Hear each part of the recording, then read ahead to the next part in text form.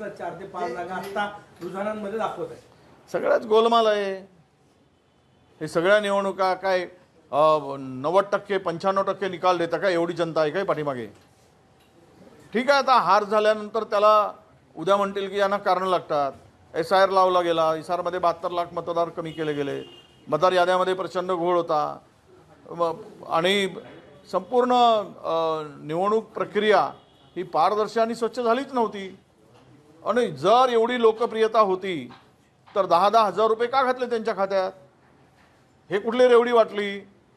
आणि याचा सगळा आता पैसे निवडणुकीच्या सरकारी तिजोरीची लूट करून निवडणुकीमध्ये रेवडी वाटून जर निवडणुकांचा निकाल अशा पद्धतीनं फिरवला जात असेल, मतदार याद्यामध्ये घोळ करून निवडणूक निकाल फिरवले जात असतील तर 90% निकाल येणारच.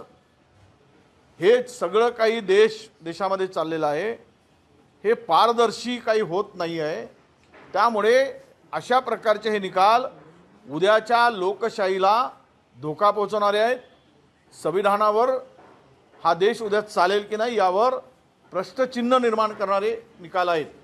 तुम्ही काही म्हणालात तरी ज्या पद्धतीनं राहुलजी गांधींच्या सभांना, तेजस्वीच्या सभांना लाख लोक सभांना येत होते, प्रचंड जनसागर उसळत होता, आणि हे निकाल कसे येऊ शकतात?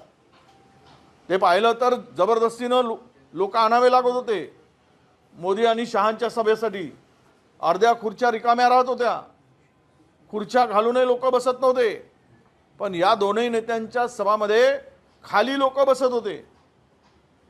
खुर्च्या नाही मिळाले तरी खाली बसत होते, जमिनीवर बसत होते. हे चित्र पाहिलंय सगळ्यांनी. आणि तरी पण हे निकाल आले.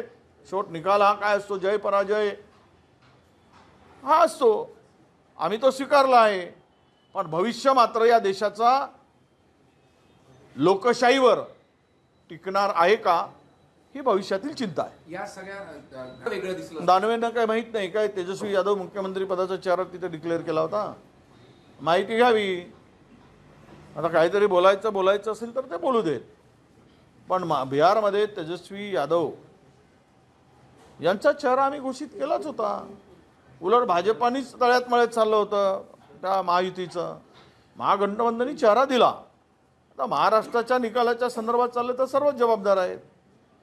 कोणी घोळ घातला तर सगळ्यांनीच घातला. जागा वाटपाचा तिळा शेवटपर्यंत त्या सगळ्यामुळेच झाला आहे. हे सगळं सर्वश्रुत आहे. आता झालेले काही घडलेल्या घटनांवर चर्चा करण्यापेक्षा नव्यानं आपण पुढे जायची तयारी ठेवली पाहिजे.